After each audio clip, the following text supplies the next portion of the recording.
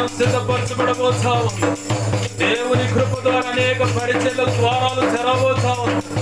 దేశం యొక్క ఉన్నత స్థలముల మీద దైవజనుడా నిన్ను నిలబెట్టబోతా ఉంది. దేవుడి చేతిలో బలమైన సాధనంగా నిన్ను వాడుకోబోతా ఉన్నాడు. దేవుని కృప, దేవుని కృప, దేవుని కృప సమృద్ధిగా నీకు ఇవ్వబడింది. ఈ సంవత్సరంలో నీతో చెప్పిన మాటను బట్టి దేవుడు గొప్ప కార్యాలు చేయబోతా ఉన్నాడు. దేవుడు గొప్ప కార్యాలు చేయబోతా ఉన్నాడు. నీ కుటుంబం పక్షంగా దేవుడు కదులుతున్నాడు. నీ స్వజనుల పక్షంగా దేవుడు కదులుతున్నాడు. నీ బిడ్డల పక్షంగా దేవుడు కదులుతున్నాడు.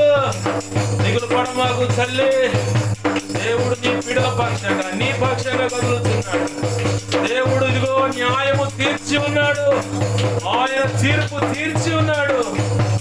ఆయన తీర్పును తిప్పి కొట్టగల సమర్థుడు ఎవడూ లేడు. ఇది నిత్యం.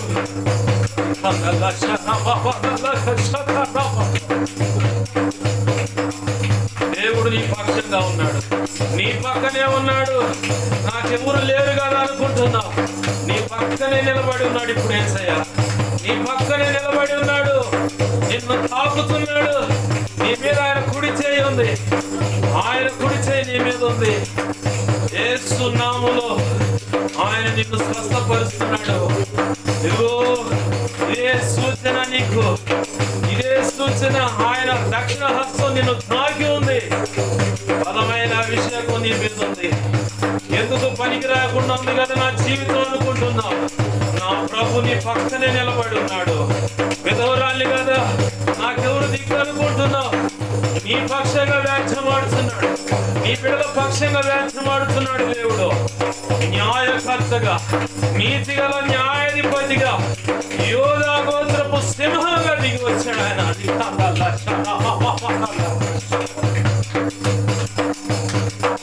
పర్వతాలు కదిలిపోతా ఉన్నాయి. సముద్రం చప్పట్లు కొడుతూ ఉంది. ఆయన మహిమ ప్రభావం చేత సముద్రము అలాగనే ఇదిగో పర్వతాలు కరిగిపోతా ఉన్నాయి. పర్వతాలు కరిగిపోతా ఉన్నాయి. ఆయన మేఘారుడై దిగి వచ్చాడు. బలమైన సన్నిధి ప్రభావం చేత దిగి వచ్చాడు. దేవుని ప్రజలు సంతోషించి గంతులు వేయండి. గొప్ప ఉద్యమం భారతదేశంలో మొదలైంది. ఈ ప్రాంతంలో మొదలైంది. దాన్ని ఆపగలవాడు, తిప్పి కొట్టగలవాడు ఎవడు లేడు. దేవుని సంఘానికి వ్యతిరేకంగా నిలబడ్డా ఏ దేశంలో అయినా సరే, ఏ ప్రభుత్వం అయినా, ఏ రాష్ట్రంలోని ప్రభుత్వాలైనా, ఎమ్మెల్యే కావచ్చు, ఎంపీ కావచ్చు, అధికారులు కావచ్చు, ఎవడైనా సరే దేవుని సంఘానికి, దేవుని పిల్లలకు, దేవుని సేవకులకు ఇన్ఛార్జ్ అనేకలు ఎవరైనా నిలబడ్డా మట్టికి మట్టిగా మారబోతున్నారు. మట్టికి మట్టిగా మారబోతున్నారు. నా ప్రభు హస్తం చాపబడి ఉంది. నా ప్రభు హస్తం చాపబడి ఉంది. బాధింపబడుతున్న సంఘ కాపురులారా, నా ప్రభు కదిలాడు. నా ప్రభు కదిలాడు. మన ప్రభు కదిలాడు. గొప్ప గొప్ప తీర్పు, గొప్ప సంహారం జరగబోతా ఉంది. గొప్ప వధ జరగబోతా ఉంది.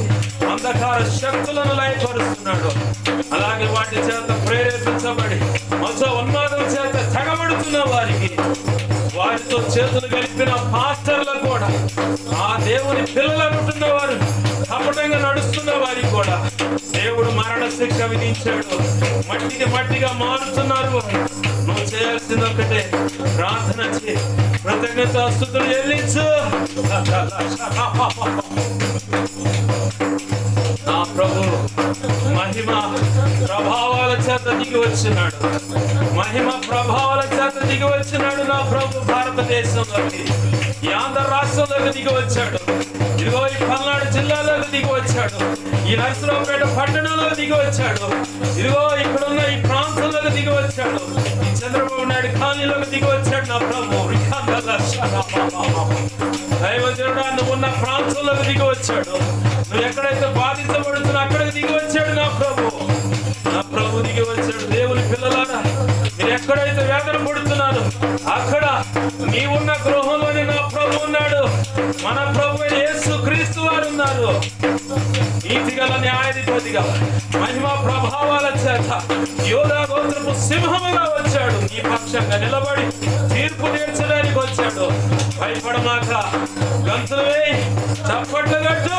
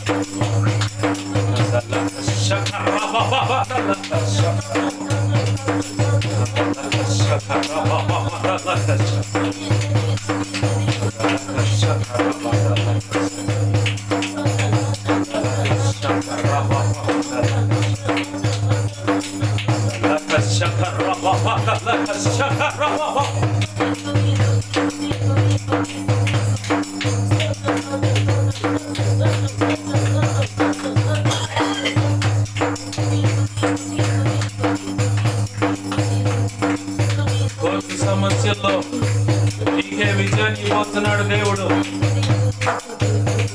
ఆస్తుల వివాదంలో నీకే విజయం ఇవ్వతున్నాడు దేవుడు. ఎన్నో రోజులుగా కష్టపడ్డాం, ఆ రెక్కల కష్టార్జితం అయ్యో అని ఏడుస్తున్నావు కదా. నా ప్రభు అంటున్నాడు, ఇదిగో ఆస్తుల విషయంలో వ్యాఖ్యమాడి నీ పక్షంగా నీకు న్యాయం చేయబోతున్నానంటాడు. నీ భర్త నువ్వు కష్టపడ్డాం, నా బిడ్డలు తినడానికి లేకుండా పోయింది అని ఏడుస్తున్నావు కదా.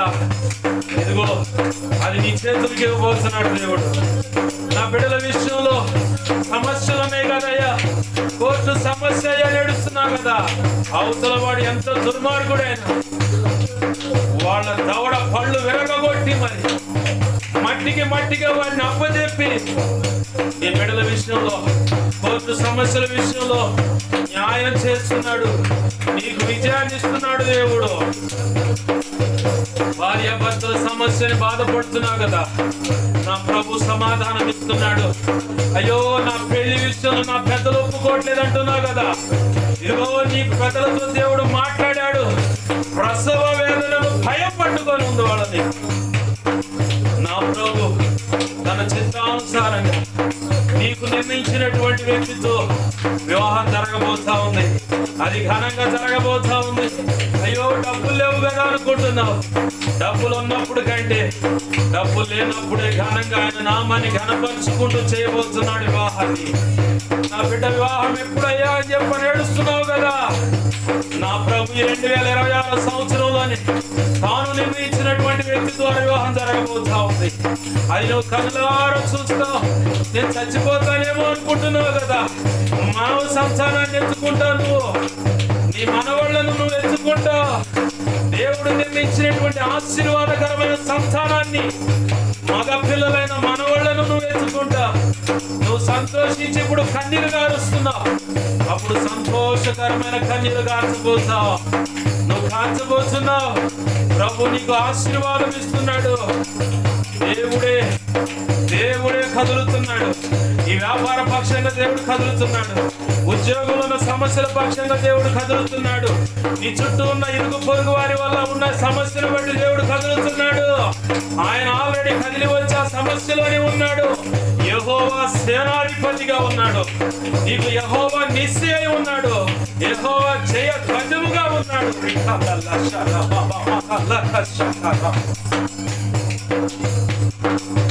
ఓ కఠినమైన సమస్యలు అనుకుంటున్నావు, ఎరికో గోడ వంటి సమస్యలు అనుకుంటున్నావు, ఇదిగో ఎర్ర సముద్రం వంటి సమస్యలు అనుకుంటున్నావు. నా ప్రభు హస్తము చాపి ఉన్నాడు. ప్రతి ఒక్కరికి తీర్పు తీర్చి ఉన్నాడు. ఇదిగో జయాన్ని నీకు ఇచ్చి ఉన్నాడు. ప్రతి విషయంలో జయాన్ని నీకు ఇచ్చి ఉన్నాడు. సేవలో కూడా నీకు జయాన్ని ఇచ్చాడు. సంఘ స్థాపనలు జరగబోతా ఉన్నాయి. ప్రభు కృపలో ఉన్నత ఉన్నతమైన సేవ చేయబోతున్నాను. నీవు కూడా స్త్రీల మధ్యలో నిలబడి దేవుని మాటలు అందించబోతున్నావు. నేను ట్రైనింగ్ పొందాను కదా, ఎందుకు పనికి రాకుండా ఏంటి ప్రభు అని ఏడుస్తున్నావు కదా. నా ప్రభు అంటున్నాడు, ఇదిగో నేను స్త్రీల మధ్యలో నేను నిలబెట్టి వాడుకోబోతున్నాను. అందుకు కావలసిన అభిషేకం నీకు ఇప్పుడు ఇవ్వబడి ఉన్నది. అందుకు కావలసిన ఆత్మ నడిపింపు నీకు ఇవ్వబడి ఉన్నది. అందుకు కావలసిన ఆత్మ ప్రత్యక్షత నీకు ఇవ్వబడి ఉన్నది. అందుకు కావలసిన వాక్శక్తి నీకు ఇవ్వబడి ఉన్నది. అందుకు కావలసిన లేఖన ప్రత్యక్షతలు నీకు ఇవ్వబడి ఉన్నాయి. కృపావరాలు ఇవ్వబడి ఉన్నాయి. సామర్థ్యం తలాంతులు ఇవ్వబడి ఉన్నాయి. నా ప్రభు బలముగా ఇదిగో సండే స్కూల్ పిల్లల మధ్య నిన్ను వాడుకోబోతున్నాడు. దైవ చిత్తంలో ఉన్న సంఘంలో నిన్ను నిలవబెట్టి సండే స్కూల్లో వాడుకోబోతా ఉన్నాడు. యవన స్త్రీల మధ్యలో వాడుకోబోతా ఉన్నాడు. ఇదిగో స్త్రీల మధ్యలో నిలబెట్టి బలమైన సాధనంగా చేసి వాడుకోబోతున్నాడు. నా ప్రభు సెలవిచ్చిన రీతిగా నీకు నిర్మించిన ఆ మహిమ కిరీటం నీకు ఇవ్వబోతా ఉన్నాడు. జీవ కిరీటం నీకు ఇవ్వబోతా ఉన్నాడు. నీతి కిరీటం నీకు ఇవ్వబోతా ఉన్నాడు. అక్షయ కిరీటం నీకు ఇవ్వబోతా ఉన్నాడు. ఇదిగో ప్రశస్తమైన పెళ్లి వస్త్రాలు నీకు ఇచ్చి ఉన్నాడు.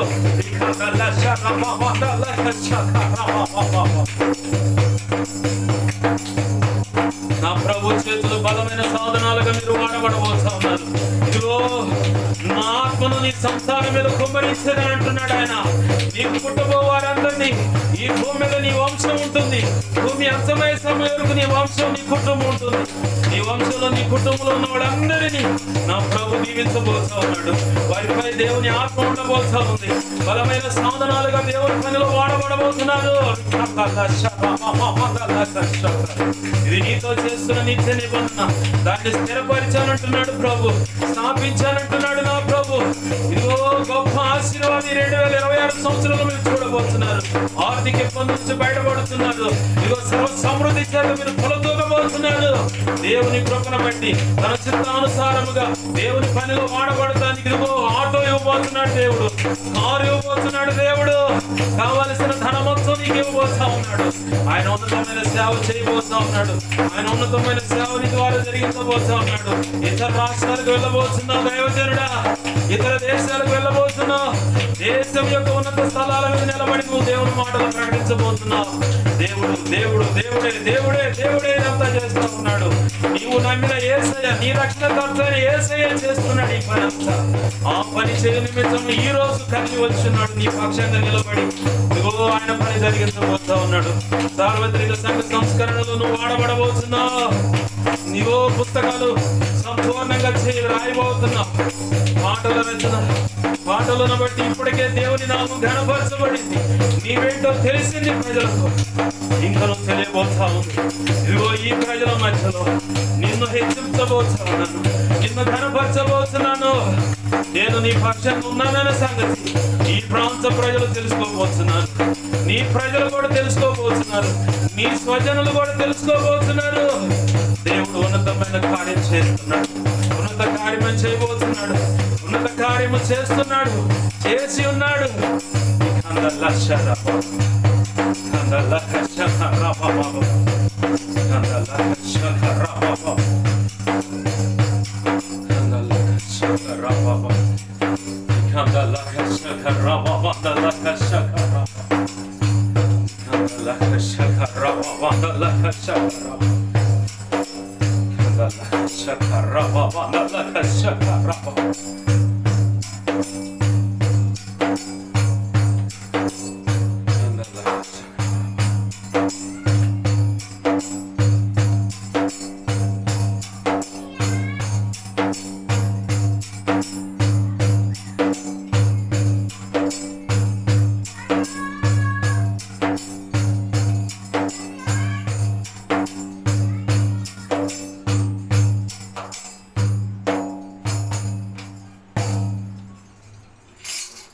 నిన్నే నిన్నే కొలుచునయ్యా, నీవే నీవే నా రాజువయ్యా. ప్రేమగల మా కన్ను తండ్రి యేసయ్యా, నీకు వందనాలు, కృతజ్ఞతాస్తుతులు మా ప్రభువా. ఇప్పటి వరకు ప్రవచన రూపేణ మీరు సెలవిచ్చిన ప్రతి మాట నీ కృప ద్వారా నెరవేర్చమని, నీవు అనుకున్నదే జరిగించమని, నీ నామాన్ని గొప్ప చేసుకోమని బతిమలాడుతుంది. ఈ రీతిగా మాలో ఉండి మాతో ఉండి ఈ ఆరాధన జరిగించిన విధానాన్ని బట్టి నీ కృతజ్ఞతాస్తుతులు. మా ప్రభువా, వాక్యపు కాంతిలో నుంచి కూడా మాతో మాట్లాడమని, నీ ఆత్మకార్యములు జరిగించమని, చిన్నపాటి ఆరాధన మీ పాదపద్మలు సమర్పించుకుంటూ నీ అనాది సంకల్పంలో నీ దాసుడుకు నిర్ణయించినటువంటి ధారాళమైన నీ ఆత్మ నడిపింపు, లేఖన ప్రత్యక్షత, ఆత్మ ప్రత్యక్షత, వాక్శక్తినిచ్చి నీవే మాతో నీవు నిర్ణయించిన లేఖనపు కాంతిలో నుంచి మాతో మాట్లాడమని బతిమలాడుతూ ఈ ఆరాధన మీ పాదపద్మలు సమర్పించి నీ నామాన్ని గొప్ప చేసుకుంటూ యేసు నామములోనే ప్రార్థించి సమస్తం పొందుకొని అయ్యా ఈ ఆరాధన మీ పాదపద్మలు సమర్పించి నేను గొప్ప చేసుకుంటున్నాం మా తండ్రి. ఆమేన్, ఆమేన్, ఆమేన్. మంచిది. పరిశుద్ధ గ్రంథం తెరుద్దాం. పరిశుద్ధ గ్రంథం తెరుద్దామండి. నిర్గమాకాండము 33వ అధ్యాయము. నిర్గమాకాండము 33వ అధ్యాయము 3వ వచనాన్ని నేను చదువుతున్నాను, చూడండి. నిర్గమాకాండము 33వ అధ్యాయము 3వ వచనం. మీరు లోబడనొల్లని ప్రజలు గనుక నేను మీతో కూడా రాను, త్రోవలో మిమ్మును సంహరించేదనేమో అని మోషేతో చెప్పెను. ప్రజలు ఆ దుర్వార్తను విని దుఃఖించిరి, ఎవడను ఆభరణమును ధరించుకొనలేదు. చిన్న మాట ప్రార్థన చేసుకుంది.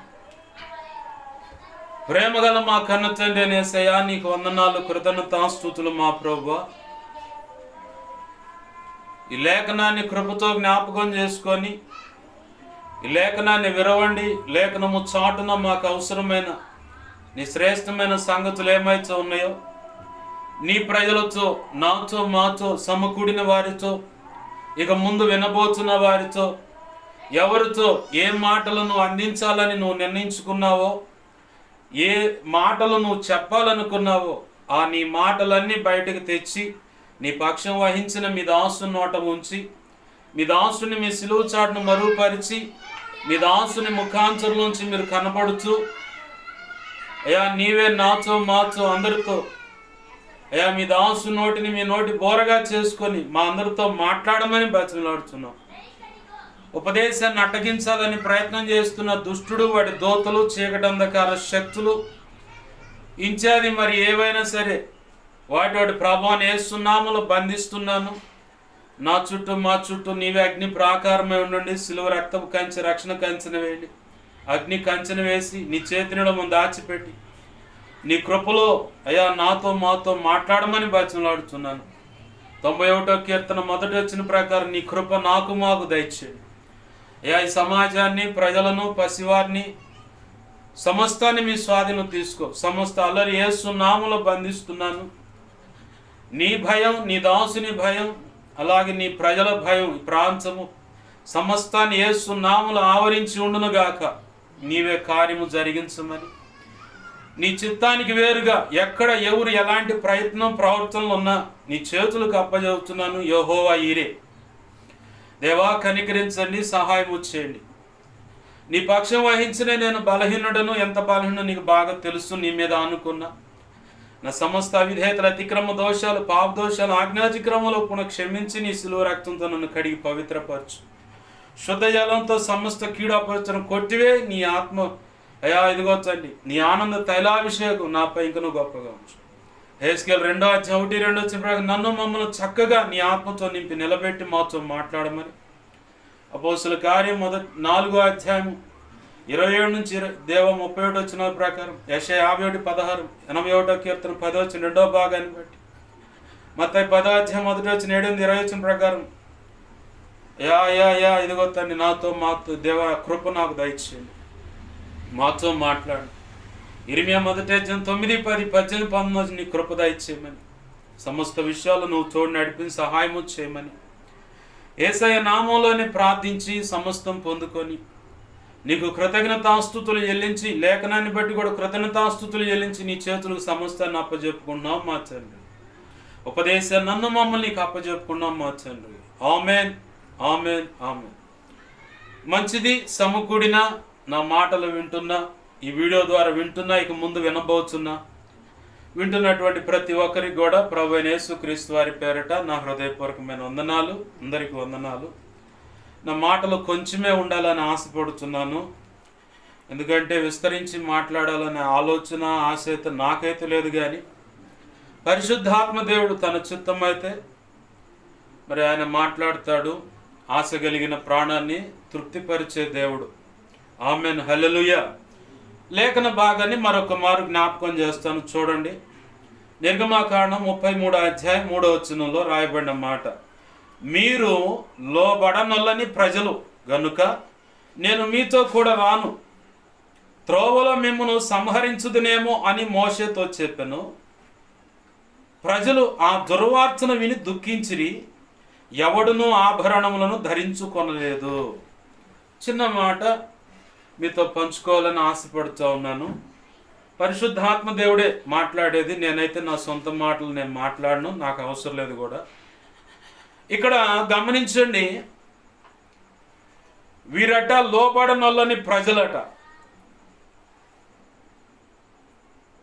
ఐగుప్తులో 430 సంవత్సరాలు వెట్టి చాకిరిని బట్టి మొర్ర పెట్టారు. ఎవరు? ఈ లోబడనొల్లని ప్రజలే. మనం బాగా గమనించుకోవాలి. ఆధ్యాత్మిక జీవితంలో అయినా, భౌతికమైన జీవితంలో అయినా, దేవునితో సహవాసంలో ఉన్నవారమై నడుస్తున్నాం. బాగుంది, పద్ధతులన్నీ బాగున్నాయి. అయితే దేవుడు తనను ఎంతవరకు నమ్మారు అన్న విషయంలో, నీ విషయమైనా నా విషయంలో అయినా, ఇక ఇతరులు ఎవరైనా ఈ మాటలు వింటున్న వారి విషయంలో అయినా సరే, ఆయన చెప్పిన మాట ఎంతవరకు మీరు విశ్వసిస్తున్నారు అన్నది ఖచ్చితంగా దేవుడు పరీక్షించుకుంటాడు. ఆమెన్, హల్లెలూయా. ఏం చేస్తాడు ఆయన? తన మాట ఎంతవాటికి విశ్వసిస్తున్నారు అన్న విషయంలో దేవుడు ఖచ్చితంగా పరీక్షించుకుంటాడు. ప్రతి ఒక్క వ్యక్తిని పరీక్షించుకుంటాడు. దైవజనుడైనా దైవజనురాలనైనా పరీక్షిస్తాడు. వారి కడుపును పుట్టాము మేము వాళ్ళ పిల్లలం అనుకున్న నిన్ను కూడా పరీక్షిస్తాడు. సంఘ పెద్దలం అండి, పరిచారకులం అండి, విశ్వాసులం అండి అన్నాగా నిన్ను కూడా పరీక్షిస్తాడు. పరీక్షించే దేనికి? ప్రమోషన్ ఇవ్వటానికి. ఆమెన్, హల్లెలూయా. పరీక్షించేది ఎందుకు? ప్రమోషన్ ఇవ్వటానికి, పదోన్నతి కలుగు చేయటానికి, డిమోషన్ ఇవ్వాలని కాదు. పరీక్షించే దేవుడు తనను ఎంత మట్టికి విశ్వసిస్తున్నారు అన్నది ఖచ్చితంగా దేవుడు ప్రతి ఒక్క వ్యక్తి విషయంలో చూసుకుంటాడు. ఆ క్రమంలోనే ప్రప్రథమంగా చేయబడినటువంటి సృష్టి కెరూబైనటువంటి తేజో నక్షత్రం. అంటే ఇప్పుడు మనం పిలుచుకుంటున్నాం, మనకు బద్ధ శత్రువాడు సైతాన్ అంటున్నాం, అపవాది అంటున్నాం, నాశన పాత్రుడు అంటున్నాం, మరణం మీద అధికారం గలవాడు అంటున్నాం. అలాగనే నిత్య నరకానికి వాడే ఎంచబడ్డాడని చెబుతున్నాం. ఎవరిని మృంగుదమా అని చెప్పని గర్జించు సింహాలు పొంచి ఉన్నాడు అంటున్నాం. రకరకాల పేర్లు ఉన్నాయి. వాడు అబద్ధాలకు జనకుడు, అంటే జనక అంటే తండ్రి అని అర్థం. అందుకే దేవుడు ఇచ్చినటువంటి పాటలో నా ప్రియా జనక అని రాస్తుంది. అందుకే పాత ఓల్డ్ పరిభాష అది. తండ్రి అంటే ఇప్పుడు చెప్పుకోగలం. ఇప్పుడు మరి డాడ్ అని వస్తుంది. డెడ్డో డాడో అర్థం కావట్లా. డాడీ అని కూడా పూర్తిగా అంటలా. డాడ్ మా అంటున్నారు. అదేదో మేక గనక పిల్లి గనక మ్యావ్ అన్నట్టు. అంత షార్ట్ అయిపోయింది. కట్ అంతా షార్ట్, అంత షార్ట్ వ్యవహారాలే. బాగా గమనించండి, ఇక్కడ అబద్ధాలకు జనకుడు అంటే వాడు తండ్రి. అబద్ధం, వాడు చెప్పేదంతా అబద్ధమే. అంత అయిపోయింది అన్నట్టుగా నీకు పిక్చర్ చూపిస్తాడు వాడు. ఓమో ఏదో అయిపోతుంది అన్నట్టుగా నీలో లోపల కుమిలిపోయి కృంగిపోయి నువ్వు ఒక మానసిక రోగిగా మారిపోయేలా కూడా చేస్తాడు వాడు. నీకు తెలుసా, నీ మీద నీకు తెలియకుండా ఒత్తిడి అనేది తీసుకొచ్చి ఏదో జరుగుతుందన్న అపోహ నీలో కలుగు చేసి దాన్నే బ్రహ్మపరచు ఆత్మ అంటారు. లేనిది ఉన్నట్టుగా ఉన్నది లేనట్టుగా భ్రమపరుస్తూ ఉంటాడు, ఉద్రేకపరుస్తూ ఉంటాడు. వాడి దోతలు జాబితా, ఈ లిస్ట్ అంతా సత్యాన్ని అసత్యమని, అసత్యం సత్యమని నమ్మించేలాగా భ్రమపరచడం. వెలుగు దూత వేషం వేసుకొని వస్తాడంట వాడు. ఏ వేషం? వెలుగు దూత వేషం. దేనికి? నిన్ను నాశనం చేయడానికి, నిన్ను పాడు చేయటానికి, దేవుని యొక్క దయా సంకల్పంలో నుంచి బయటికి లాగటానికి. నిన్ను ఎలాగైనా సరే నీ నోటితో దేవునికి వ్యతిరేకంగా, నీ నోటితో దేవునికి వ్యతిరేకంగా మాట అనిపించాలి వాడు. నీ తలంపులు, ఊహల, ఆలోచనలు, హృదయం, మనసంతా దైవ చిత్తానికి వేరై నీ లోపల కుమిలిపోయేలాగా, కృంగిపోయేలాగా. అసలు ఏం జరగదు అక్కడ, అయినా కానీ ఒమ్మో ఏందో జరుగుతుందండి. ఆవగింజ లేదంటే కంటిలో పడ్డంత నలుసంత ఉంటుందేమో ఆ సమస్య. వాడు నిన్ను బాగా డెప్త్లో ఆలోచనలో దేశపోయి భూతత్వాన్ని అడ్డం పెడతాడు. భూతత్వాన్ని దగ్గర పెట్టుకుంటే ఎట్టుంటుంది? కంటిలో నలిసే పరమాణువు కూడా పర్వతంలా కనపడుతుంది. వాడు చేసే వ్యవహారాలన్నీ అయ్యే. నాకు అప్పుడప్పుడు ఇలాంటి వ్యవహారాలు తీసుకొచ్చాడు ముందుకి. త్యాంగాలు ఒకటే చెబుతా, ప్రభువా 55వ కీర్తన 22 వచ్చిన ప్రకారం నీ కృప నాకి. 1 పేతురు 5వ అధ్యాయం 7 వచ్చిన ప్రకారం నాలో ఉన్న చింత యావత్తు నీ మీద మోపుతున్నా, నువ్వే ఉండి ఆదుకో. యెషయా 54వ అధ్యాయం 14 వచ్చిన ప్రకారం భీతి నీకు దూరమవునుగాక, ఆ కృప నాకు ఇవ్వు. ఇంకా తలంపులు, ఊహలు, ఆలోచనలు, హృదయం, మనస్సు మీద వాడు దాడి చేస్తుంటే ఎఫెసీ పత్రిక 6వ అధ్యాయం 10, 11, 13 నుంచి 18 వచనాల ప్రకారం అయ్యా నీ కృప నాకు ఇవ్వు. చాలు, కట్ ఆఫ్. ఇక లైన్లోకి వస్తే అన్ని దేవుడిచ్చే సర్వాంగ కవచాలు, సర్వాంగ కవచాలు. అంగము అంటే ప్రతి అంగానికి, అంటే అవయవానికి కావలసిన కవచాలు ఉన్నాయి ఆధ్యాత్మిక యుద్ధంలో.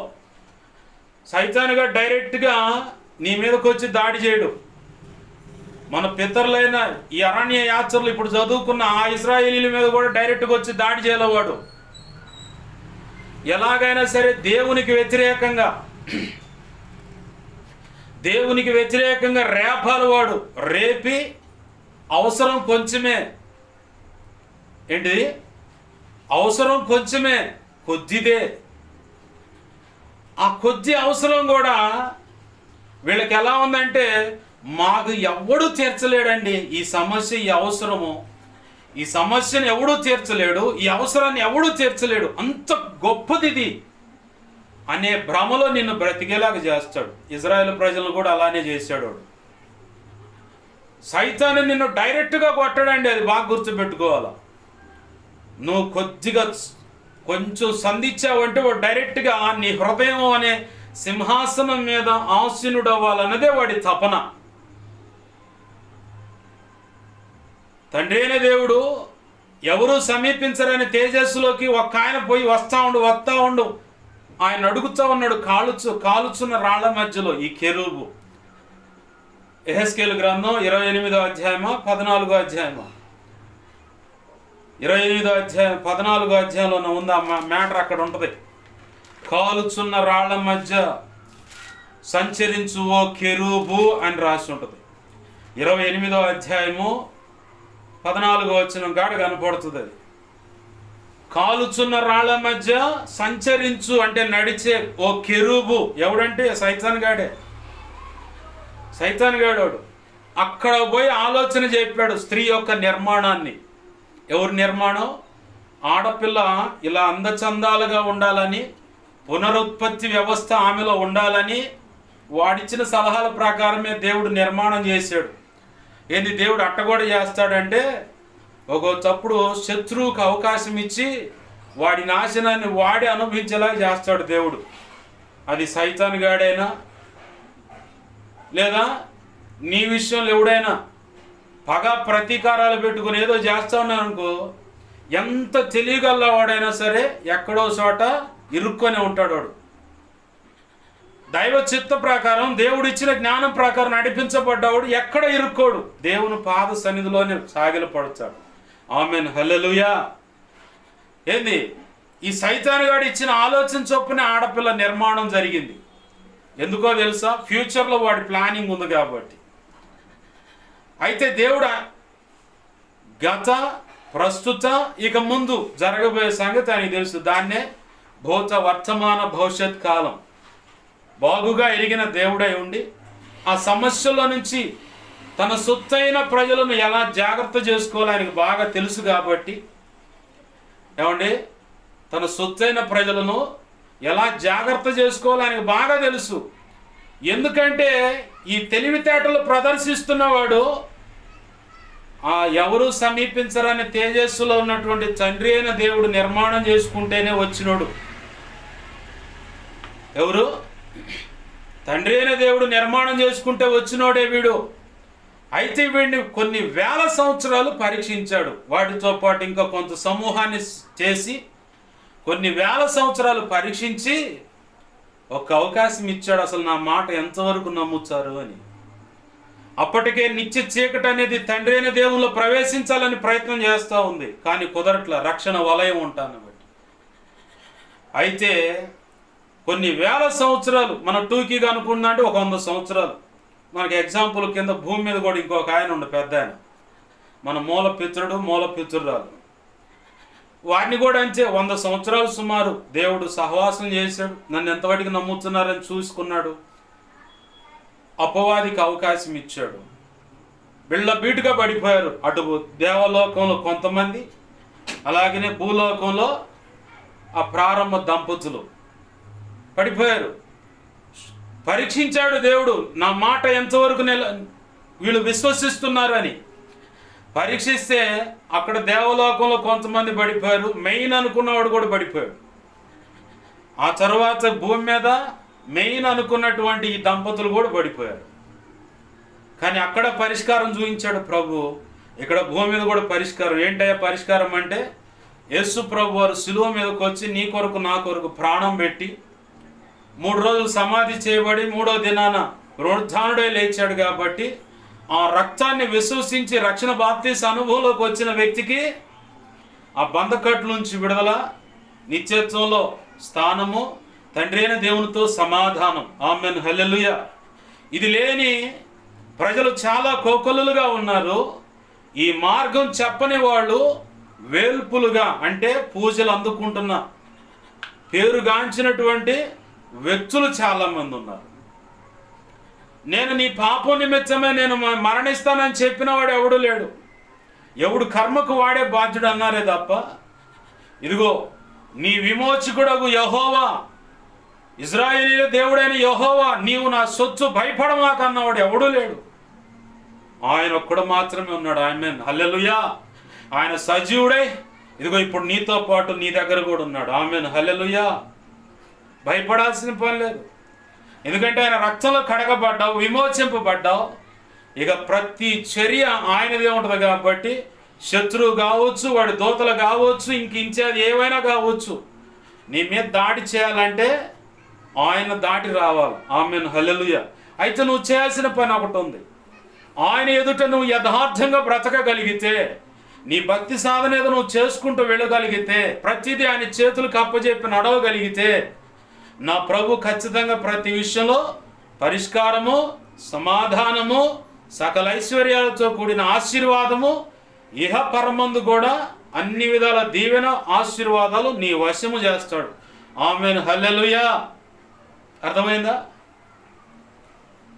బాగా గమనించండి. ఈ లోబడనలోని ప్రజలు అంటుంది, చెప్పబడుతుంది కదా లేఖనం. ప్రభు తన ప్రణాళికలో చెప్పినటువంటి మాటను ఎంతవాటికి విశ్వసిస్తున్నావని ఆనాడు ఇజ్రాయేలీలను పరీక్షించుకున్నాడు దేవుడు. ఏమండి, మనం బాగా గమనించాలి. నీ రోగమైనా, భార్యాభర్తల సమస్య అయినా, నీ కడుపును పుట్టిన బిడ్డలు నీ మాట వినని పద్ధతి పరిస్థితుల్లో ఉన్నా, అయ్యో పిల్లల భవిష్యత్తు అంతా తల్లకిందులు అయిపోయింది, ఏమవుతారో ఏమో అనుకుంటున్నా, నీ మట్టుకు నువ్వు అనుకుంటున్నా, ఈ అప్పులు తీరవే అనుకుంటున్నా, ఈ సమస్యలు ఒడ్డున రావే అనుకున్నా, కోర్టు సమస్యలైనా, పోలీస్ స్టేషన్ సమస్యలైనా, రెక్కల కష్టార్జితమైన, బాగా రెక్కలు గొల్ల చేసుకొని సంపాదించారు ఆస్తులు, అవి ఎప్పుడు నా బిడ్డలు అనుభవిస్తారన్న ఆ భీతి, ఆ భయం నిన్ను వేదన వెంటాడుతున్నా, లేదు ఓ వ్యాపారంలో వర్ధిలత కానీ సమస్య ఉన్నా, ఫలానా విగ్రహారాధన సంబంధించిన వ్యక్తితో నాకు సమస్య ఉంది, థ్రెడ్ ఉందనుకున్నా, లేదు ఫలానా మాంత్రికులు ఇలా వ్యతిరేకంగా ఉన్నారా అని చెప్పి అనుకున్నా, మాంత్రికుడు అన్నవాడేమో ఆ సినిమాల్లో చూపించినట్టేం కనపడ్డావు. ఈ రోజుల్లో బాగా టిక్ టాక్గా ఏంది ఇన్సర్ట్ చేసి, అర్థమవుతుందా మీకు? మాంత్రికుడు ఎవడో గంభీరంగా బొట్లు గిట్లు అన్ని రకరకాలుగా ఏమి ఉండలే. ఈరోజు బాగా టక్ చేస్తున్నారు, ఇన్సర్ట్ చేస్తున్నారు, ఓ ఎంప్లాయీ లాగా తిరుగుతున్నారు. వాళ్ళు కూడా జనారణ్యం అంటారు, ప్రజలలో తిరగటానికి జనారణ్యం అంటారు. జనారణ్యంలో ఒకడుగా సామాన్యులుగా తిరుగుతున్నారు. అలాంటి వాళ్ళ వల్ల నీకు ఏదైనా ఎఫెక్ట్ ఉందా?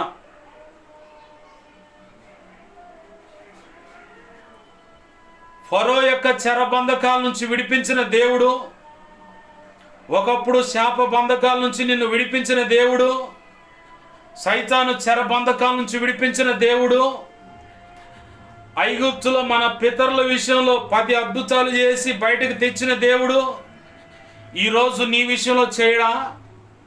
నువ్వు విశ్వసిస్తుంది ఎంతవాటికి? మన విశ్వాసాన్ని బట్టే దేవుని కార్యం ఉంటుంది. అది బాగా గుర్తుపెట్టుకోవాలి. దేన్ని బట్టి ఉంటుంది? మన విశ్వాసాన్ని బట్టే దేవుని కార్యం ఉంటుంది.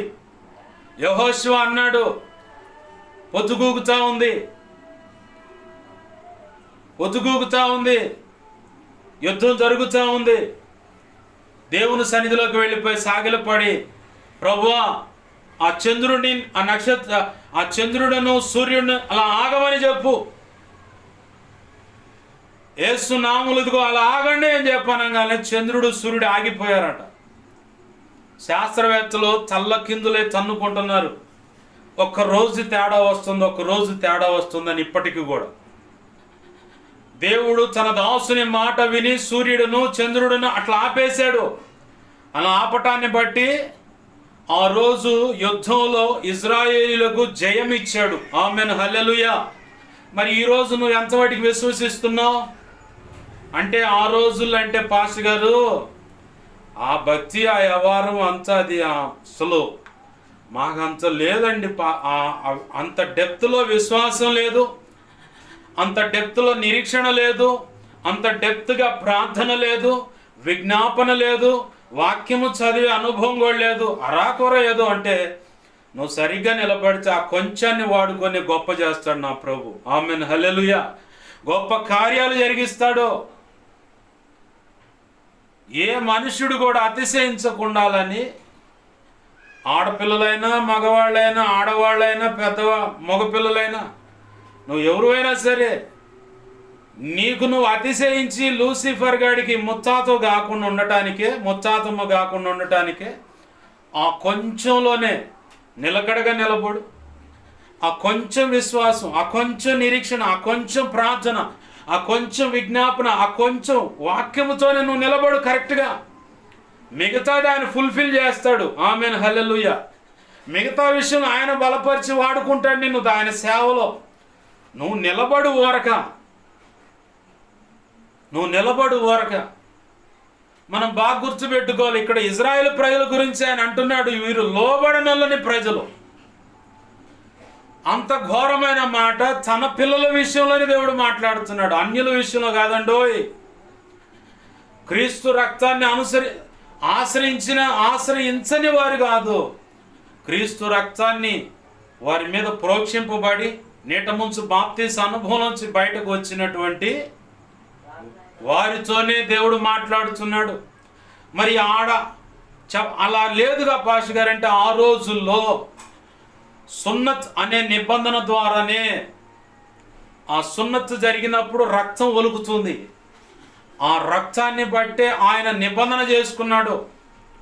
ఈరోజు క్రీస్తు రక్తం నీ కొరకు నా కొరకు ఈ భూమి మీద ఒలికింది. ఒలుకుట అంటే పారబోయబడింది.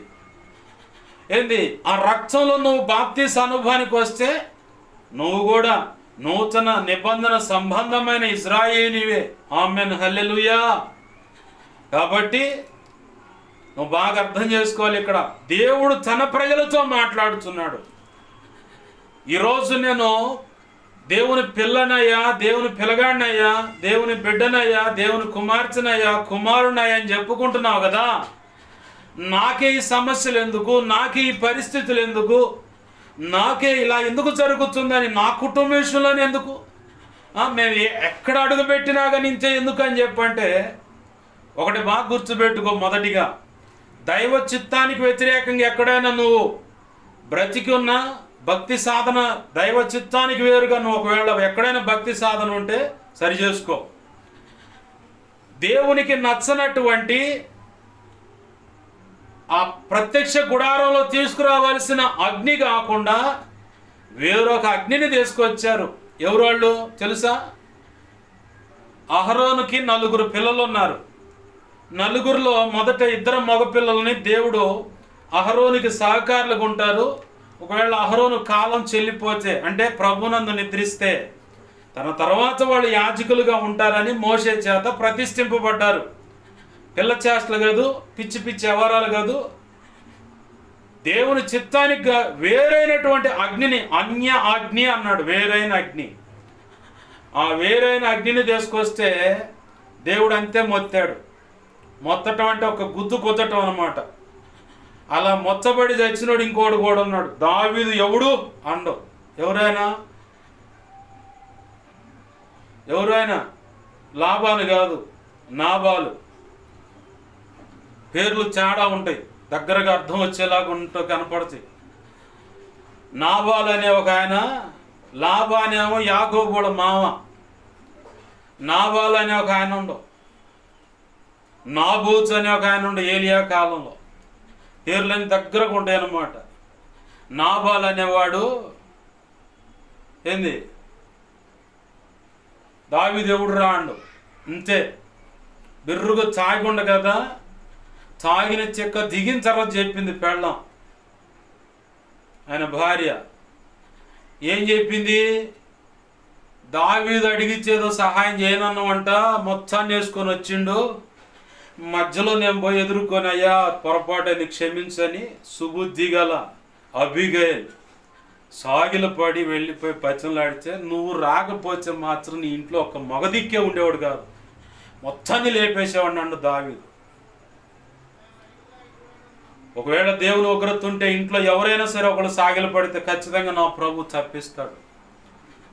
అలా సాగిలపడి వినయంతో దేవుని పాదాలు పట్టుకుని బతిమలాడగలిగి ఆ బుద్ధి నీకుంటే నీ కుటుంబం క్షేమంగా ఉంటుంది. ఆమెన్, హల్లెలూయా. లేదా నువ్వే ఒక యెజబెల్ అయితే మొత్తాన్ని ఒట్టవే, సంతానం మొత్తాన్ని. 2 రాజుల గ్రంథం 10వ అధ్యాయంలో ఉంటుంది. యెజబెల్ కడుపున పుట్టిన, యెజబెల్ కడుపున పుట్టిన 70 మంది పిల్లల్ని దేవుడే యెహూ అనే వ్యక్తిని పంపించి ఎవరి దగ్గర వాళ్ళు పెంచబడుతున్నారో వారికి వార్నింగ్ ఇచ్చాడు. మీరు చేస్తారా, వాళ్ళను చంపి తలలు తెగ నరికి బుట్టలో పెట్టుకొని తేవాలా, గంపల్లో పెట్టుకొని తెచ్చిపెట్టారాడ. యెజబెల్ అవుతువో అబిగయలు అవుతువో అది నీ ఇష్టం. అర్థమవుతుందా? అబిగయలు అయి దేవుని ఉగ్రతను కుటుంబం మీద రాకుండా సాగిలపడి పొరపాటు క్షమించని దిద్దుకుంటావో, ఏందిరా ఏలియా నీ సంగతి తెలుస్తా, ఆ 850 మంది చంపాను సంబరపడుతున్నావు, నిన్ను కూడా వాళ్ళలో ఒకటిగా చేస్తాను వార్నింగ్ ఇచ్చి కుటుంబం మొత్తాన్ని ఊడ్చిపెట్టుకున్నట్టుగా నీ బతుకు, నీ కుటుంబం, నీ పిల్లలను అట్లా చేసుకుంటా, అది నీ ఇష్టం. దేవుడు మొచ్చితే ఆ నాబాల్ అనేవాడు బిగుసుకొని గుండె బగిలి చచ్చాడంట కొన్నాళ్ళు మంచంలో ఉండి. అదే దేవుడు మొచ్చటం అని. బాగా గమనించండి, ఇక్కడ ఎటు నుంచి ఎటు వచ్చావు, ఏమో నువ్వే తిరుగుతున్నావు నీ ఇష్టం వచ్చినట్టు, నువ్వేం చెబుతావు, ఏందంటావు. దేవుని ఉగ్రత రాకుండా అడ్డుపడగలే సామర్థ్యం నీకుంది. ఆ ఉగ్రత నీ మీదకి, నీ పిల్లల మీద కూడా తెచ్చుకునేటువంటి అవకాశం కూడా నీ ప్రవర్తన బట్టే ఉంది. ఉగ్రత రాకుండా దావీదు ఎదుట అబిగయలు సాగిలపడ్డాడు, సాగిలపడతావు అంటే దావీదు కుమారుడైన యేసు క్రీస్తు ఎదుట సాగిలపడి బజ్జంలాడి ఆ ఉగ్రత నుంచి నీ కుటుంబాన్ని, పిల్లలను, భర్త, భార్య మొత్తాన్ని తప్పించుకుంటావో, మనం సంతానమైనా సరే. లేదు, ఏలియాకి వార్నింగ్ ఇచ్చినట్టుగా కుటుంబం మొత్తం ఊడ్చిపెట్టబడినట్టుగా పిల్లలు మొత్తం చచ్చారండి, కావాలంటే చూసుకోండి. 70 మంది తలలు తెగనరికి గంపల్లో తీసుకొచ్చి పెట్టారంటాడు. అహబు యెజబేలే కాదు, ముందు యెజబేలమ్మ తిమ్మిరి తగ్గటానికి, మంపు దిగటానికి అహబు చచ్చాడు. అంతటితో ఆగల యెజబేలు తనకు ఆ వార్త వినేలాగా దేవుడు చేసిన కార్యం ఏం తెలుసా? 70 మంది పిల్లలు తలలు తెగ నరికారన్న వార్త యెజబేలుకు అందింది. అయినా దాని మంపు దిగల. పట్టుకుని దేవుడు సైతానుగాడు కాబట్టి, సైతానుగాడు పట్టుకుంటే మంపు అంత తేలిక దిగదు. పూర్తిగా ఊడ్చు పెట్టుకుపోయేదాకా, నాశనం అయిపోవటం, నిత్య నరకానికి వాడు లాక్కపోయేదాకా కూడా నీ మంపు దిగకుండా వాడే ఉండి నీ నెత్తి మీద కూచిపూడి, భరతనాట్యం, డిస్కోటెక్కు, ఇక అన్ని టెక్కులు వేపిస్తూ ఉంటాడు. డ్యాన్సులోడు వాడు వేస్తాడు. పూర్తిగా 70 మంది పిల్లలు చచ్చారని కబురు అందింది. అందకుండా ఎట్టుంటుంది? దగ్గరలోనే ఉంటే మేడ మీద నుంచి కిందకి నెడితే మెడ ఇరుగు చచ్చింది. అది ఏమైందో చూద్దాం దిగొచ్చే లోపల కుక్కలు మొత్తం పీక్కు తిన్నాయి. ఒక చేతులు, ఏది ఈ గ్రిప్పు, హ్యాండ్ గ్రిప్ ఉండదుగా, ఈ గ్రిప్పులు 2 పాదాలు కూడా అట్లనే మడాలు, అలాగనే తలకాయ, ఇయే మిగిలింది. మిగతా మొత్తం కుక్కలు పీక్కొని తిన్నాయి. ఒకడు నెత్తి మీద సైతానుగాడు ఇలానే తాండవాడుతూ ఉంటాడు. ఆ మంపు దించుకొని దైవజనుల ద్వారా మాట్లాడుతుంటే అబ్బే లోబడితే కాదు. కారణం ఎవరు? సైతానుగాడే పక్కన చేరాడు. ఇక వాడికి నచ్చినట్టుగా విలయ తాండం నీ ద్వారా చేయిస్తా ఉన్నాడు. కాబట్టి సరి చేసుకున్నావా? ధన్యుడవు, ధన్యురాలవు. లేదు మేము బిగుసుకునేదేనంటే ఇక చేయగలిగేది ఏం లేదు. యెహోవా ఈరే. దేవుడు తన ప్రజలను పరీక్షించుకుంటాడు. నీ జీవితంలో ఎంత కఠినమైన సమస్యను ఉన్నది. ఒకప్పుడు దేవుడు నీ జీవితంలో చేసిన కార్యాలను ఒక్కసారి జ్ఞాపకం చేసుకో. ఐగుప్తులో 430 సంవత్సరాలు వెట్టి చాకిరి అనుభవించి మొరపెట్టిన ఆ ప్రజలు ఎర్ర సముద్రం దగ్గర రాగానే దేవునికి వ్యతిరేకంగా లేచారు. దేవుడు తన ప్రజలను పరీక్షించుకోవడానికి కొన్ని సందర్భాలు అనుమతిస్తాడు. అసలు నన్ను ఎంతవరకు నువ్వు విశ్వసిస్తున్నావు? సమస్య క్లియర్ అయిద్ది అనుకుంటావు, కానీ అది ఇంకా రేజ్ అవుతూ ఉంటుంది. నువ్వు ఎంతవాటికి ఆయన మీద ఆనుకున్నావు అన్నది కూడా అక్కడ యేసయ్య పరీక్షించుకుంటాడు. ఎర్ర సముద్రం పాయలైంది, ముందుకు నడిచారు. నీళ్ళ కోసం సణిగితే బండను చీల్చి నీళ్ళు ఇచ్చాడు. మారా వాటర్ అంతా చేదైపోయినాయి. ఒక కొమ్మ దాంట్లో వేయించి మధురంగా మార్చాడు. ఆకలంటే మన్నాను కురిపించాడు. దేవదూతల ఆహారం అని రాస్తుంది. కొత్తిమీర గింజలు అంటారుగా, కొత్తిమీర అన్న సోపు గింజలు. మనం ఇప్పుడు తింటున్నా, రెస్టారెంట్కి పోయేవాడు పైన పిప్పర్మెంట్ కోటింగ్ ఇచ్చి సోపు గింజలు ఇట్లా అలాగున్నాయంట. అయ్యే మానికలు లెక్క కూర్చుకున్నారు, తిన్నారు. అయ్యి దాంట్లో కూడా స్పెషల్ వంటకం చేశారు. దేవునికి మహిమ కలుగును గాక, హల్లెలూయా. లేదా బైబిల్లో దాన్ని బాగా వడల్లాగా లేదంటే గారెల్లాగా బాగా దంచి ముద్ద చేసి నూనెసి మరి కాల్చుకొని తింటే అబ్బో ఇదేదో కొత్త రకంగా ఉంది రుచి అనుకున్నారు. ఈరోజు చాలామంది ఆ రుచుల్లో పడే కొత్త కంపెనీ రోగాలన్నీ తెచ్చుకుంటున్నారు. వాస్తవం ఇది. కొత్త కంపెనీ రోగాలన్నీ ఈరోజు వస్తూ ఉన్నాయి. మనం రకరకాల రుచులని పోతున్నాం, రకరకాలుగా వస్తున్నాయి, రకరకాల రోగాలు కూడా వస్తున్నాయి. ఆ రోగాలు కూడా రకరకాలుగా ఉన్నాయి. డాక్టర్ దగ్గరకు పోతే రకరకాల మందులు ఇస్తాడు, రకరకాల టెస్టులు చేస్తాడు. ఉన్న జలుబు వాళ్ళే పిండి లాగేస్తున్నారు, చెవులు బాగా పిండి సరిచేసి మరి ఇంటికి పంపిస్తున్నారు. మళ్ళీ నెల తర్వాత రా, లేదంటే వారం తర్వాత రా, పలానా టెస్ట్ ఉంది, పలానా మందులు ఉన్నాయి, ఈ మెనూ పెడుతున్నాను, ఇది కూడా నీకు క్లియర్ కాలేదనుకో, ఈ మెనూలో నువ్వు రికవర్ కాలేదనుకో, కొత్త మందులు రాద్దాం. ఏంది సరే అది పంపించట్లా. మరి మనోళ్ళు పెద్దోళ్ళు చేసిన పనే మనం చేస్తాం ఇప్పుడు. రకరకాల రుచులు, ఆ రుచుల వల్ల వచ్చిన రోగాలు. సరే, ఇక్కడ సబ్జెక్ట్లోకి వద్దాం. ఇక్కడ ఇజ్రాయెల్ ప్రజలు ఇదంతా చూస్తున్నారు, అంతా బాగుంది.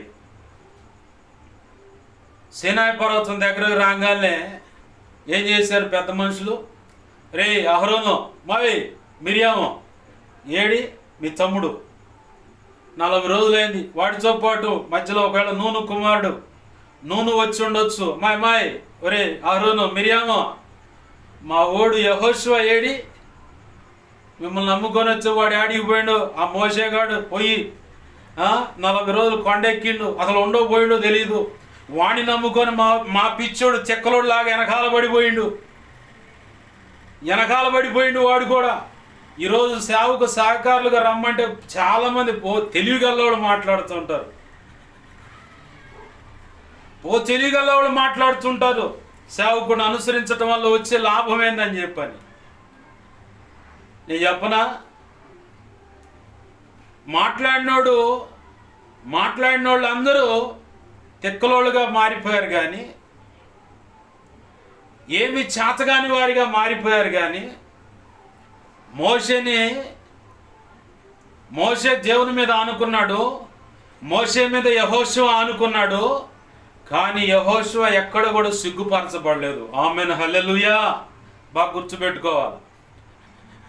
మోషే మీద ఉన్న ఆ ఘనతలో కొంచెం ఆ యెహోషువ మీద చేతులు ఉంచటం వల్ల యెహోషువకు వచ్చింది.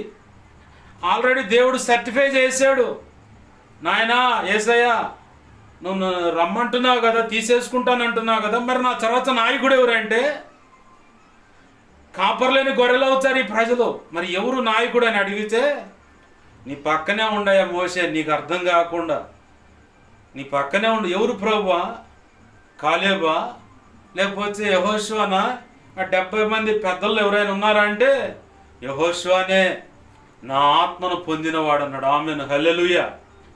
నువ్వు మొట్టమొదటిగా సేవ చేయాలంటే దేవుని ఆత్మ పొందాలి, దేవుని చేత నువ్వు సర్టిఫై చేయబడాలి, దేవుడు రహస్యంగా నిన్ను అభిషేకించాలి. అలాగనే నువ్వు ఏ దైవజనుడు వెంబడిస్తున్నావో ఆ దైవజనుడి మీద ఉన్న ఆత్మ నీ మీద కూడా వచ్చేలాగా దేవుడు చేస్తాడు. ఆమేన్, హల్లెలూయా.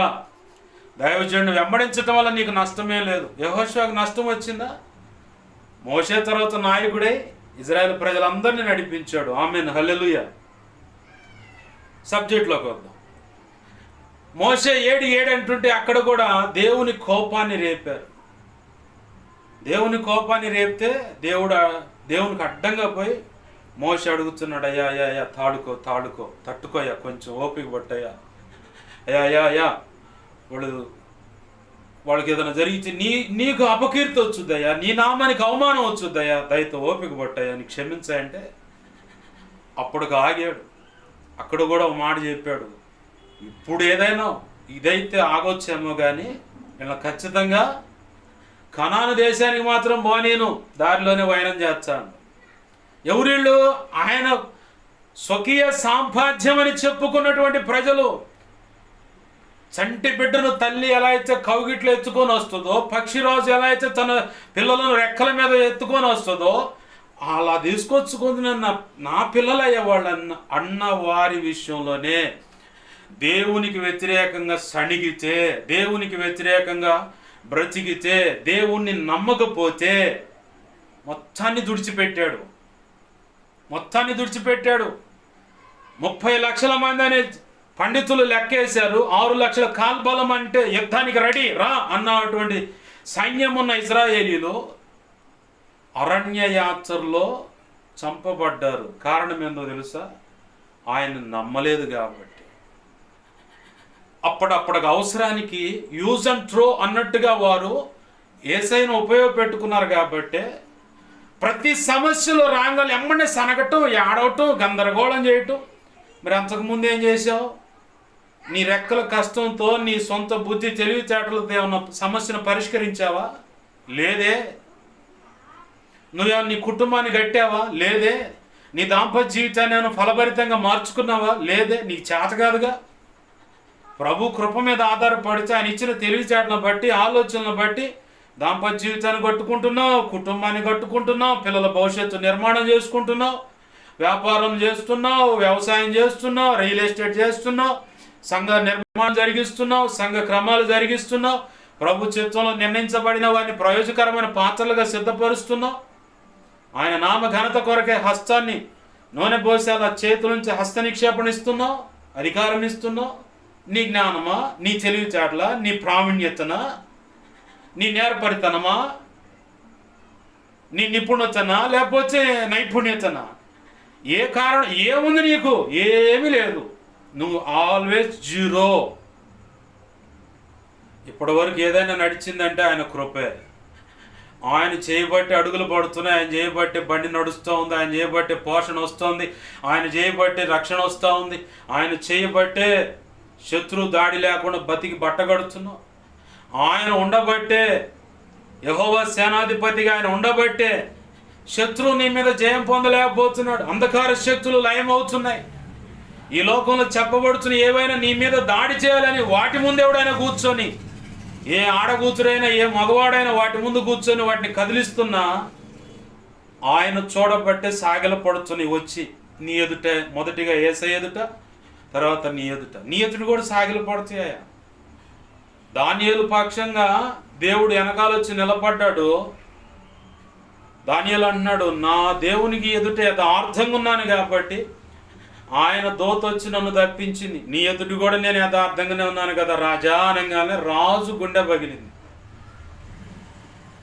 దానియేలు మీద భక్తిలో ఎవరు కుట్ర చేశారో వారిని ఆవురంటున్న సింహాలకు ఆహారంగా వేశారు. ఎంతమందిని? భార్య, పిల్లలు, భర్త మొత్తాన్ని దేశపోయేశారు. కింద బడక మునిపే పట్ట ఎముకలు కూడా పొడి చేసి తిన్నాయంట. ఇంత భయంకరమైన చావు వాళ్ళకు వచ్చింది. ఎలా? దేవుడు ఉన్నాడు కాబట్టి. ఆమేన్, హల్లెలూయా. నువ్వు దేంట్లో అతిశయించాల్సిన పని లేదు. ఒకవేళ దేవుడు ఈ లేఖనపు కాంచెలో నుంచి నీతో కూడా లోబడనొల్లని దానవు, లోబడనొల్లని వాడవు అని చెప్పి నీతో మాట్లాడుతున్నాడా? అక్కడ చదువుకున్న లేఖనంలో ఏముంది? లోబడనొల్లని ప్రజలు మీరు. ఒకడిగా చెప్పట్లేదు, అందరిని కలుపుతున్నాడు ఇక్కడ. మీరు లోబడనొల్లని ప్రజలు కనుక మార్గం మధ్యలో మిమ్మల్ని సంహరించుదనేమో అనుమానం కూడా వ్యక్తం చేస్తున్నాడు. ఆ మాటలు విని ఏం చేశారు ప్రజలు ఆ దుర్వార్త విని దుఃఖించిరి. ఎవడును ఆభరణములు ధరించుకొనలేదట.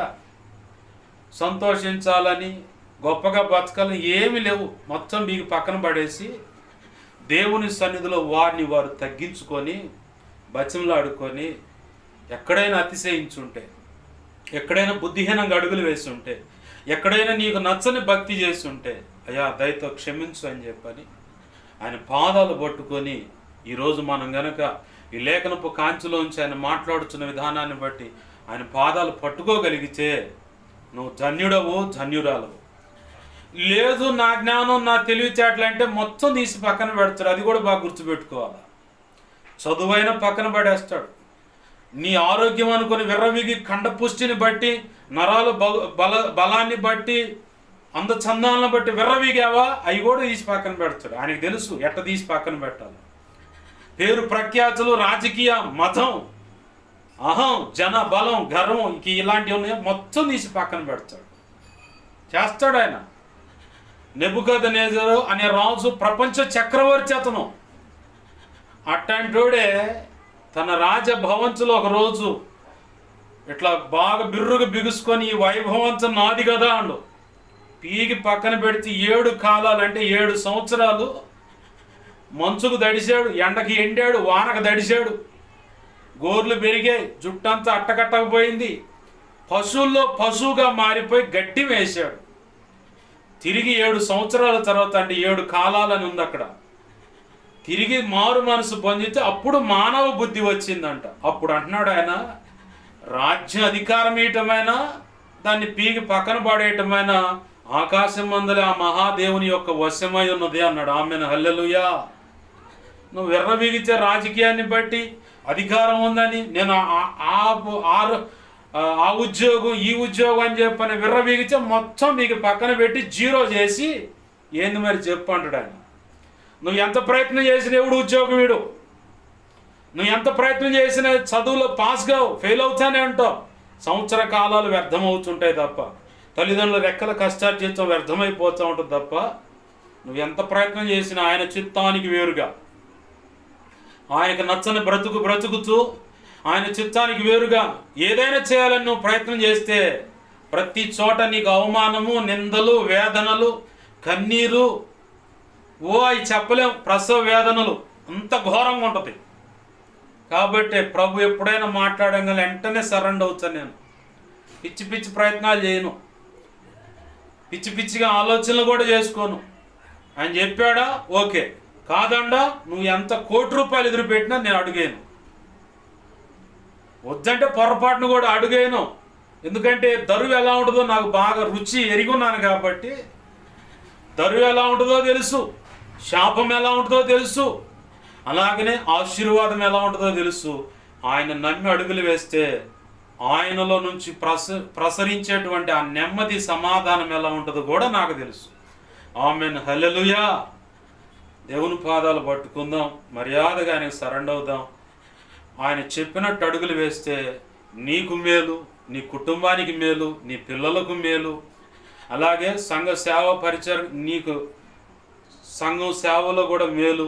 వ్యాపారమో ఉద్యోగమో ఇంచేది ఏ విషయంలో అయినా సరే నీకు అన్ని విధాల, వ్యవసాయమైన పాడి గొడ్డులున్నా అన్నిట్లో కూడా నీకు మేలు జరుగుతుంది. కాదని పెడగా అడిగేసావా, ఇక ఉందబ్బాయ్ మాయ్, ఇక ఉంద దరు మామూలుగా ఉండదన్నమాట. దయచేసి దేవుని పాదాలు పట్టుకుందాం. దేవుడు ఒకవేళ నిన్ను విశ్వాసపు పరీక్షలో నిన్ను పరీక్షిస్తున్నాడేమో, ఎంతవరకు నువ్వు నమ్ముతున్నావు. నా ప్రభు అంటున్నాడు, నాకు ఒకప్పుడు 8 సంవత్సరాలు కఠినంగా పరీక్షించినప్పుడు నా ప్రభు నాతో చెప్పిన మాట, ఇంకా నేను పరీక్షించను. ఏమాట? ఇంకా నిన్ను పరీక్షించను. 8 సంవత్సరాలు కఠిన పరీక్ష ఆయన అనుమతిలో నేను అనుభవించాను. ఆ అనుమతిలో ఉన్నప్పుడే దేవుణ్ణి అడిగితే 2021వ సంవత్సరంలో ఏందయ్యా మా పరిస్థితి ఏందంటే, అప్పుడు అన్నాడు ఆయన, మీ పితరుల వల్ల, మీ పితరుడు పెద్ద ఆయన మా తాతగారు దైవజనుడు తిట్టాడు, సేవ జరగటానికి వీల్లేదని అడ్డం తిరిగాడు. వారి వల్ల వచ్చినటువంటి ఆ శాపం, నీ వంశం, నీ కుటుంబం శపించబడింది. అయితే నిన్ను బట్టి ఆ శాపాన్ని అంతటిని కొట్టివేసి భూమి అంతమయ్యే సమయం వరకు నీ వంశం, నీ కుటుంబం ఉంటుంది. నీ వంశంలో, నీ కుటుంబంలో ఉన్నవాళ్ళు నా సన్నిధిలో ఉండి నా సేవ చేస్తారు. ఇదే నీతో నేను చేస్తున్న నిత్య నిబంధన అని ఎప్పుడు పరీక్షించను అంటాను. దేవునికి మహిమ కలుగును గాక. హల్లెలూయా. నువ్వు ఒకవేళ పరీక్షా కాలంలో ఉంటే సరి చేసుకో. ఒకవేళ ఏమైనా మొండితనాలు ఉంటే, దేవునికి నచ్చని విషయాలు ఉంటే కొన్ని విషయాలు అనుమతిస్తాడు, సరి చేసుకో. ప్రభు కృప పొందుకో. ఖచ్చితంగా నా ప్రభు నిర్ణయించిన శాశ్వతమైన ఆశీర్వాదం నీ సొంతం అవుతుంది. ఆమెన్, హల్లెలూయా. రండి ప్రార్థన చేసుకుందాం. దేవుని పాదాలు పట్టుకొని ప్రార్థన చేద్దాం. ప్రభువా, లేఖనపు కాంతిలో నుంచి నాతో నువ్వు మాట్లాడుతున్నావు, మాతో నువ్వు మాట్లాడుతున్నావు. ఎక్కడైనా ఇంతకాలం మేము బ్రతకడానికి కారణం నువ్వేనయ్యా. ప్రతి విషయంలో, ప్రతి అవసరంలో ఏంది ప్రభు అంటే సహాయం చేశావు. ఇప్పుడు అవసరాన్ని బట్టి, కఠినమైన పరిస్థితులు ఉన్నట్టు ఉన్నదాన్ని బట్టి ఒకవేళ దేవుడు మమ్మల్ని ఎడబాసాడని చెప్పని ఒకవేళ సణుగుడు, గొణుగుడు, తలంపులు, ఊహలు, ఆలోచనలు, హృదయం, మనసులో వ్యతిరేక భావనలు ఉంటే దయతో క్షమించు. నీకు వేరైనా ఏదైనా విగ్రహారాధన కానీ ఇంకే పొరపాట్లు చేస్తున్న దయతో క్షమించు. ఇంకెప్పుడు అవి చేయం. నీ పాదాలు పట్టుకుంటున్నా అని చెప్పి నేను పాదాలు నువ్వు కనుక ఇప్పుడు పట్టుకోగలిగితే నా ప్రభు క్షమించడానికి సిద్ధంగా ఉన్నాడు. అబిగయల్ లాగా ఉంటావు. అబిగయలు దావీదు అన్నాడు, నిన్ను దేవుడే పంపించాడు, లేకపోతే నీ ఇంట్లో మగదిక్కు లేకుండా మొత్తాన్ని చంపేసేవాడిని అన్నాడు. అబిగయల్ లాగా అడ్డం పడి ప్రార్థన చేస్తావు. ఏలియాకే వార్నింగ్ ఇచ్చేటువంటి యెజబెల్ లాగా మారుతావో నీ ఇష్టం. స్వేచ్ఛనిచ్చాడు దేవుడు, బలవంతం చేయడు. ఎక్కడ స్వేచ్ఛనిచ్చాడు కాబట్టి ఆనాడు ఇజ్రాయేలీల ప్రజలు సీనాయి పర్వతం మీద మోసే వెళితే కింద డ్యాన్సులు వేశారు, విచ్చలవిడిగా తాగి వావి వరసలు మరిచిపోయి ఆ పోత విగ్రహాన్ని పెట్టుకొని ఎగిరారు. అందుకే కొంతమంది చచ్చారు. ఆ మంపులో ఉన్నారు. మోషే అడుగుతున్నాడు, యెహోవా పక్షంగా ఉండేవాళ్ళు ఎవరు రాండి పక్కకంటే లేవి గోత్రం ముందు వచ్చింది పక్కకి. లేవి గోత్రంతో చండాలం ఇంకోటి లేదు, కానీ లేవి గోత్రం నాకు దేవుడు కావాలని పక్కకు వచ్చారు. ఆ తర్వాత వాళ్ళని చూసి కొంతమంది వచ్చారు. మిగతా వాళ్ళందరూ మోషే చేతిలో ఉన్న 10 ఆజ్ఞల పలకలు కింద వేయటాన్ని బట్టి అగ్ని వల్ల చచ్చారు. ఈరోజు నువ్వు ఒకవేళ దైవ చిత్తానికి వ్యతిరేకంగా చిందులేస్తున్నావా, జాగ్రత్త, మరణం పొంచి ఉంది. నిత్య నరకమనే మరణం పొంచి ఉంది. అలాగనే భౌతిక శరీరానికి కలిగే మరణం కూడా పొంచి ఉంది. ఏది కావాలో నీ ఇష్టం. సరి చేసుకుంటావో. ఇజ్రాయేలీలు గనక ఆ సీనాయి పర్వతం ఎదుట చచ్చారు, అలాగ చస్తావో గంతులేసి దేవుని పాదాలు పట్టుకుందాం, ప్రార్థన చేద్దాం. ప్రేమగల మా కన్న తండ్రి యేసయ్యా, నీకు వందనాలు, కృతజ్ఞతాస్తుతులు. నీ శ్రేష్టమైన వర్తమానం మా అందరికి అందించిన కృతజ్ఞతాస్తుతులు. ఈ వాక్యాన్ని హెచ్చించుకుంటున్నా, నీ నామాన్ని గణపరుచుకుంటున్నా, నన్ను మమ్మల్ని చేతులకు అప్పచెప్పుకుంటున్నాం. ఏది యుక్తమైనదో నీకు బాగా తెలుసు కాబట్టి ఎవరైతే పశ్చాత్తాపడి నీ పాదాలు పట్టుకుని సరి చేసుకుంటున్నారో వారందరి విషయంలో నీ కనికరము చొప్పున అంగీకరించమని, సరిచేయమని, ఆశీర్వదించమని, నీ చిత్తానుసారంగా నడిపించమని బతిమలాడుతూ నీ చేతులకు అప్పచెబుతున్నాను. అయ్యా, నీ వాక్యాన్ని హెచ్చించుకుంటున్నా, నన్ను మమ్మల్ని 2 తిమోతి 1:12 నీకు అప్పచెప్పుకుంటున్నాను. మాకు ప్రతిరోజు కొంతమంది జ్ఞాపకం మా మీద ఇంకెవరికైనా కలలో, నిద్రలో, దర్శనం, స్వప్నాలు చూపించబడ్డ సమస్త చీకటి శోధన ప్రభువుని యేసు నామములో బంధిస్తున్నాం, లయపరుస్తున్నాం. బంధించి లయపరిచిన కృతజ్ఞతాస్తుతులు తండ్రి. మా మీద ఇంకెవరికైనా జ్ఞాపకం చేయబడి, మా మీద ఇంకెవరికైనా కలలో, నిద్రలో, దర్శనం, స్వప్నాలు చూపించబడ్డ సమస్త మంచి కళ్ళు, మంచి దర్శనం, మంచి స్వప్నం, నిద్రలో చూసి సమస్త మంచి యేసు నామములో త్వరపెట్టే జరుగును గాక, నెరవేర్చబడును గాక. త్వరపెట్టే జరిగేలా చేసి నెరవేర్చిన కృతజ్ఞతాస్తుతులయ్యా. మా కోసం ప్రార్థించమని అడుగుతున్నాడు. మా సంగతి దైవజనుడు తెలియపరిచి ప్రార్థన చేయించమని, దైవజనుడు ద్వారా మా సంగతి తెలియపరచమని అడుగుతున్నాడు. ప్రతి ఒక్కరి అవసరత యేసు నామములో తీర్చబడునుగా. నా కోసం, పరిచర్య కోసం, వాక్యం ఉన్నదాన్ని బట్టి గతంలో ఇప్పుడైనా ఇక ముందైనా వ్యక్తిగతంగా కుటుంబ ప్రార్థన, ఉపవాస ప్రార్థన,